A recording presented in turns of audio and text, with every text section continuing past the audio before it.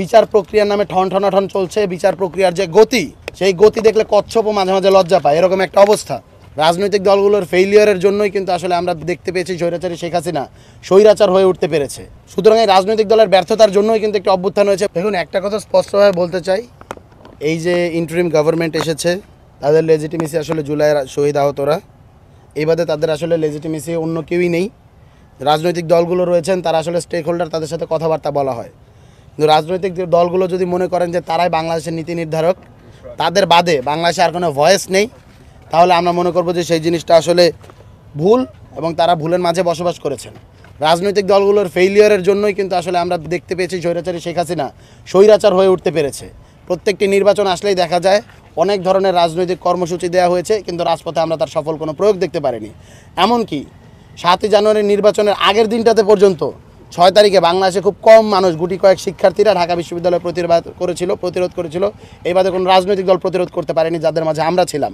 ঢাকা বিশ্ববিদ্যালয়ের গুটি কয়েক 30-এর মতো শিক্ষার্থীরা। সুতরাং এই রাজনৈতিক দলের ব্যর্থতার জন্যই কিন্তু একটি অভ্যুত্থান হয়েছে এবং তরুণদেরকে নতুন ভাষা, নতুন আইডিয়া, নতুন করে হলো গিয়ে তাদেরকে নেতৃত্বের সামনে নিয়ে আসতে হয়েছে। এবং আমরা স্পষ্টভাবে বলতে চাই যে তরুণদের যে আশা আকাঙ্ক্ষা এবং যার জন্যই আসলে আমাদের এত মানুষেরা জীবন দিয়েছে, আমাদের ভাইয়েরা, আমাদের বোনেরা অঙ্গহানি করেছে, তাদের ওই স্পিরিটটা রাখতে হবে। তাদের সাথে যে কমিটমেন্ট, এক দফায় তো তাদেরকে একটা কমিটমেন্ট আমরা করেছিলাম, ফ্যাসিবাদী ব্যবস্থার বিলোপ ও নতুন রাজনৈতিক বন্দোবস্ত বিনির্মাণ। সেই ফ্যাসিবাদী ব্যবস্থার বিলোপ ও নতুন রাজনৈতিক বন্দোবস্ত বিনির্মাণ করতে হবে। এছাড়াই সংস্কার ছাড়া সুযোগ নেই। এবং বিচারের প্রক্রিয়াটা, এই ইন্টারিম গভর্নমেন্ট তো 3টা শর্তে আসলে মোটা দাগে তারা হলো গিয়ে ইসের ভিতরে ক্ষমতায় গিয়েছে। সেটা হলো বিচার, সংস্কার এবং বিচার এবং সংস্কারের প্রেক্ষিতে একটি সুষ্ঠু সকলের অংশগ্রহণের ভিত্তিতে একটি নির্বাচন। কিন্তু আমরা দেখতে পেয়েছি কি, বিচার প্রক্রিয়ার নামে ঠন ঠনাঠন চলছে। বিচার প্রক্রিয়ার যে গতি, সেই গতি দেখলে কচ্ছপও মাঝে মাঝে লজ্জা পায়, এরকম একটা অবস্থা। আমরা দেখতে পেয়েছি যে বিচার প্রক্রিয়ার মাঝে কোনো প্রকারই নেই।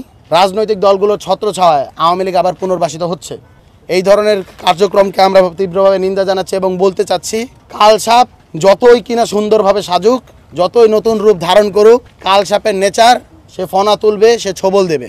আওয়ামী লীগ হলো বাংলাদেশের ইতিহাসের কালসাপ। তারা যতবারই সুযোগ পেয়েছে ততবারই বাংলাদেশের মানুষদের আশা আকাঙ্ক্ষা এবং স্বপ্নের মাঝে ছবল সৃষ্টি করেছে। তাই আপনাদেরকে বলবো, যারা আওয়ামীপনা হয়েছে, মুজিববাদ যাদের রক্তে, তাদেরকে আপনারা বিশ্বাস করবেন না, তাদেরকে আপনারা ধারণ করবেন না। আর আপনি বলেছেন নির্বাচনের কথা, নির্বাচন সংস্কার ছাড়া হওয়ার কোনো প্রকার সুযোগ নেই। যদি কেউ মনে করে যে সংস্কারবিহীন একটি নির্বাচন দিয়ে দেওয়া হবে, বাংলাদেশের ছাত্র জনতা এটি প্রতিরোধ করবে। এবং সেই সাথে আরও একটা কথা স্পষ্টভাবে বলতে চাই, আমরা অনেকগুলো রাজনৈতিক দলকে দেখতে পাচ্ছি বিভিন্ন ধরনের বিশাল বিশাল সংস্কারের প্যাকেজ নিয়ে তারা যাচ্ছে।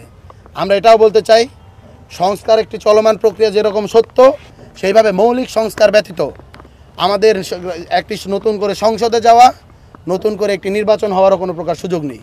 মৌলিক সংস্কারের প্রতি আমাদের আসলে বলবো যে এখানে জিরো টলারেন্স নীতি গ্রহণ করা হবে। মৌলিক সংস্কার ব্যতীত আগামীর যে নির্বাচন, সেটি কখনো বাস্তবায়ন হতে দেওয়া হবে না। শহীদ আহতদের যে কমিটমেন্ট, এক দফার যে ঘোষণা, ফ্যাসিবাদী ব্যবস্থার বিলোপ ও নতুন রাজনৈতিক বন্দোবস্ত, সেটি বিনির্মাণ ব্যতীত, সেটির যদি পুরোপুরি আমরা এখানের ভিতরে বাস্তবায়ন নাও করতে পারি, সেটার যে শুরুয়াত করা, সেটার যে একটা জার্নি স্টার্ট করা, সেটা না দেখা ব্যতীত আমরা আসলে এই ধরনের যে কোনো নির্বাচন সেই দিকে আসলে যাওয়ার জন্য বাংলাদেশের মানুষ প্রস্তুত নয়। আমরা